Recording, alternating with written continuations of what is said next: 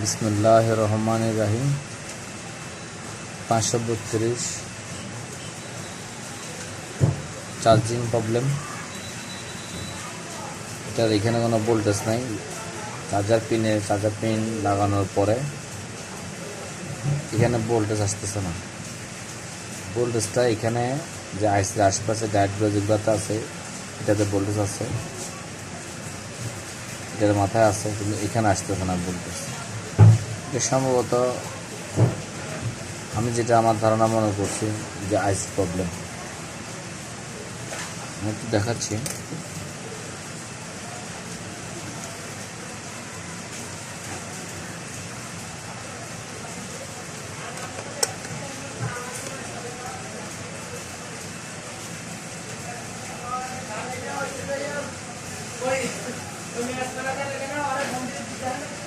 তার মানে পিন ঠিক আছে, চার্জার পিন ঠিক আছে, কিন্তু এখানে কোনো ভোল্টেজ আসতেছে না।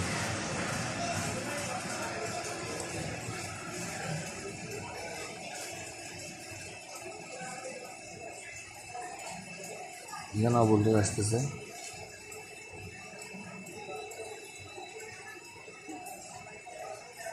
দেখবো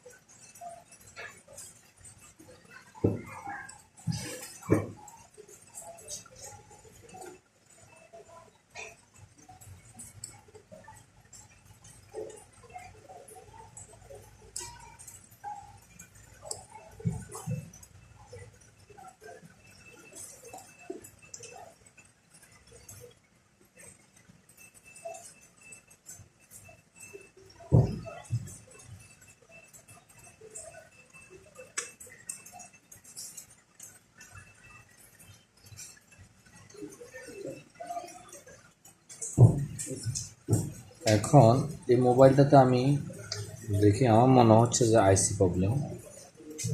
আমি এখানে একটু মেপে দেখলাম, তো মেপে দেখাটা জরুরি। আইসিটা যে পাল্টাবো, এখানে একটা নষ্ট বোর্ড নিলাম, এখানে নষ্ট একটা বোর্ড নিলাম, দেখে আইসিটা চেঞ্জ করবো। এখানে তিনটা, দেখেন এখানে কিন্তু তিনটা ডায়োড ছিল, এটাতে কিন্তু তিনটা একটা ডায়োডও নাই। তিনটা ডায়োডই কে জানে ফেলে দিছে। এখানে এগুলোতে অনেক ক্ষেত্রে ভোল্টেজ মানে ফ্যাক্ট চার্জিংয়ের ক্ষেত্রে এখানে লোড চার্জার যে ভোল্টেজটা এগুলো খেয়ে ফেলে, এটা ফেলে দিলে হয়তো ভোল্টেজটা এখানে আসে, কিন্তু এখানে একটু ব্যতিক্রম। এখানে মূলত দেখেন ভোল্টেজ কোথায় কোথায় আছে, আপনাকে ফলো করতে হবে ভোল্টেজ কোথায় কোথায় আছে। চার্জিংয়ে তো একটা ভোল্টেজ আছে, এখানে ভোল্টেজ আছে।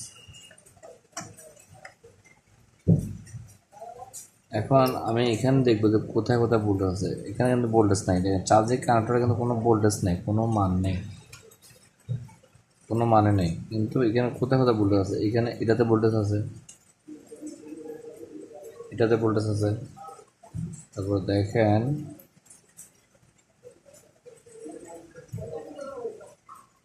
এই পাশে ভোল্টেজ আছে। তো আইসির এই পাশগুলো হচ্ছে যে মানে এখান থেকে কনভার্ট হয়ে কিন্তু আইসিতে ঢুকে এই পাশে আসে, কখন উল্টাভাবে আসবে না। এদিকে ভোল্টেজ থাকলে বুঝতে হবে যে এদিকে যে সেকশনটা সব ঠিক আছে, কারণ আশা কিন্তু এখানে কিন্তু ভোল্টেজ আসতো না। এখন আমার এই পাশে আইসি ওভারটেক করে আসতেছে না। আইসি ওভারটেক করে আমি এদিকে কোনটাও ভোল্টেজ আছে কিনা এটা দেখবো একটু মেপে। না, আমার আইসি ওভারটেক করে কোনো ভোল্টেজ আসতেছে না। এখানে একটু মান পাওয়া যাচ্ছে, এটাতে একটু মান পাওয়া যাচ্ছে, কিন্তু এই মানটা চার্জ হবে না, চার্জ তো 3.5 বা 4 লাগে। এখানে কিন্তু ঠিক আছে, এখানে দেখবেন একদম কিন্তু ফুল ভোল্টেজ আছে। তাহলে এই পাশে যাতে আমি একটাতে ভোল্টেজ পাইছি, আমি আইসি পাল্টানোর আগে অবশ্যই একটু, যেহেতু এই আইসিটাতে ভোল্টেজ পাওয়া গেছে এই ডায়েটটাতে, আমি এখান থেকে দেখব যে কাজ করে, মানে আইসি পাল্টানোর আগে একবার কাজ করে দেখবো, না হলে আমি আইসিটা চেঞ্জ করে দেবো। অবশ্যই আগে আইসি পাল্টানোর আগে যাতে ভোল্টেজটা এখানে পাওয়া গেছে আমি একটু দেখি। এখন আমি এখানে একটা নষ্ট বোর্ড নিলাম তার আইসি চেঞ্জ করার জন্য, এটা রাখলাম। আগে আমি সর্বপ্রথম একটা তার মারবো, তারটা যত এখানে ভোল্টেজ পাইছি কিন্তু মার দেখবো।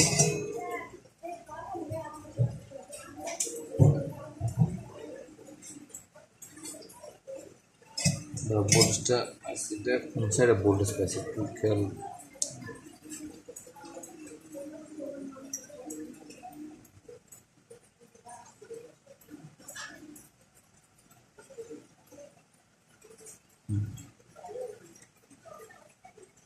এই পাশে না, এই পাশে, উপর পাশে।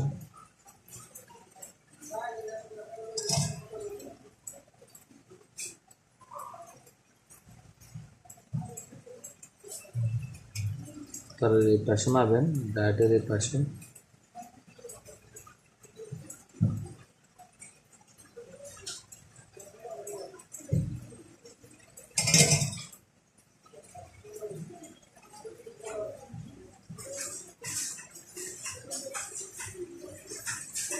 এই ডায়েটের এই পাশে মারবেন আর চার্জিং কানেক্টর মারবেন, মারার পর একটু ভোল্টেজটা দেখবেন ঠিক আছে কিনা।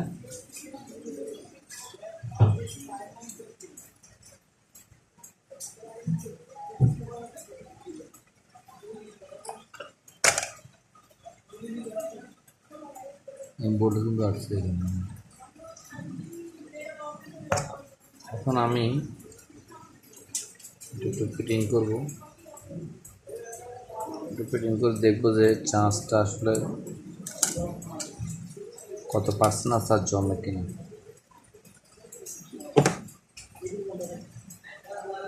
ফিটিং করার আগে এখানে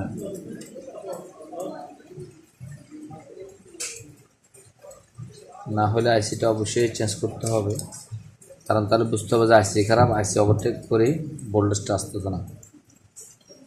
অবশ্যই আমাকে আগে যত ভোল্টেজ এই সাইডে পাওয়া গেছে, তাহলে আইসি থেকেই তো ভোল্টেজটা এ পাশে আসছে, সেক্ষেত্রে আমাকে অবশ্যই আগে একটু মেপে দেখতে হবে।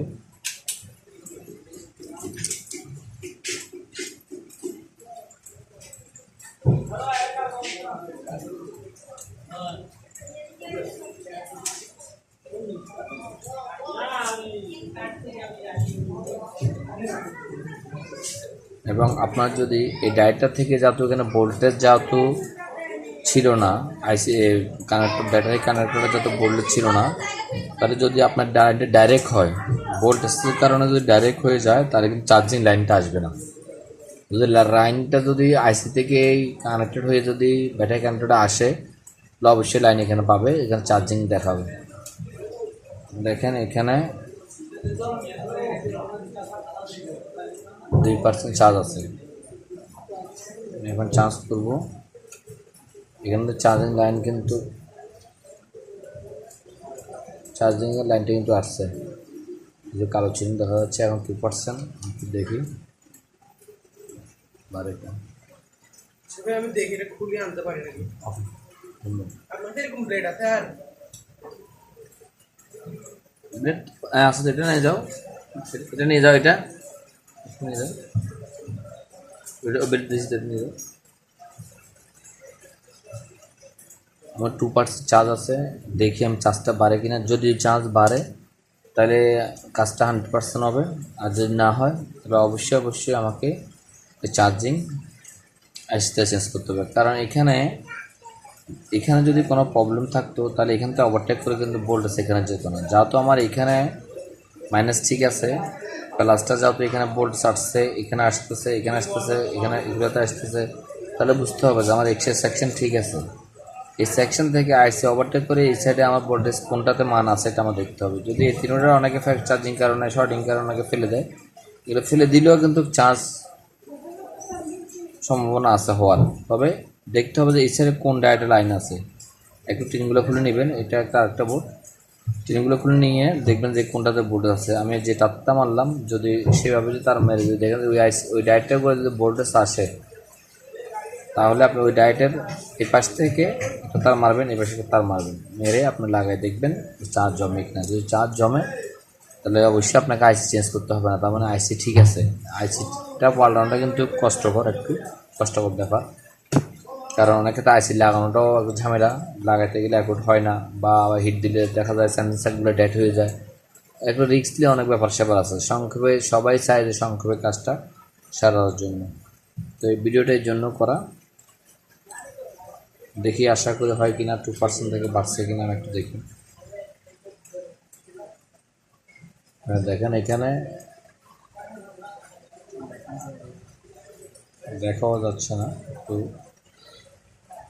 জিনিসটা একটু বাড়াই দিই।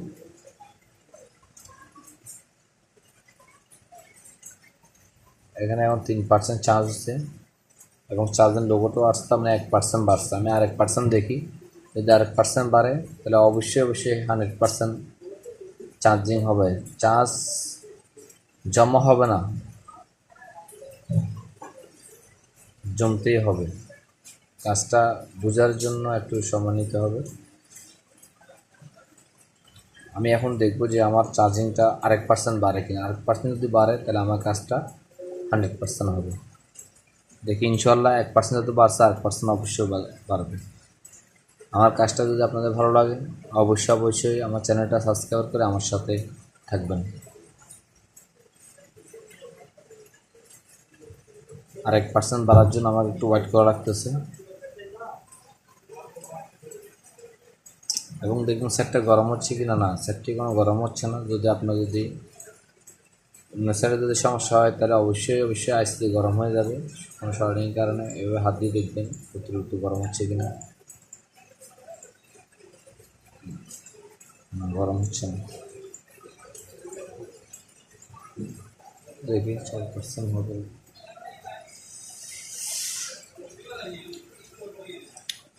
সোনার মদিনা আমার পানের মদিনা, সব বলিব কিন্তু তোমায় বলতে পারি না। ভুলিনি ভুলবো না, ভুলতে পারি না, সব বলিব কিন্তু তোমায় বলতে পারি না।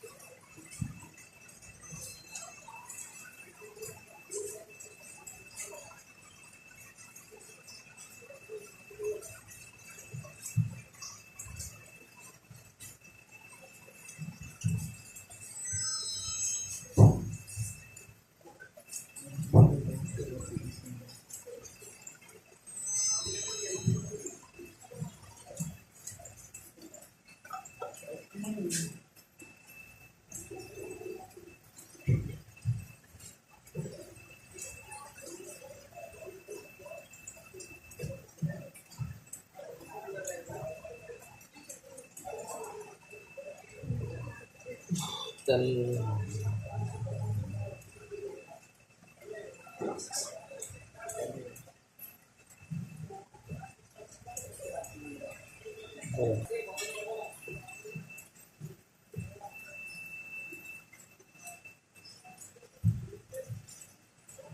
দেখুন 4% চার্জ, তার মানে কনফার্ম সেটটি গরম হয় নাই, গরমও হচ্ছে না।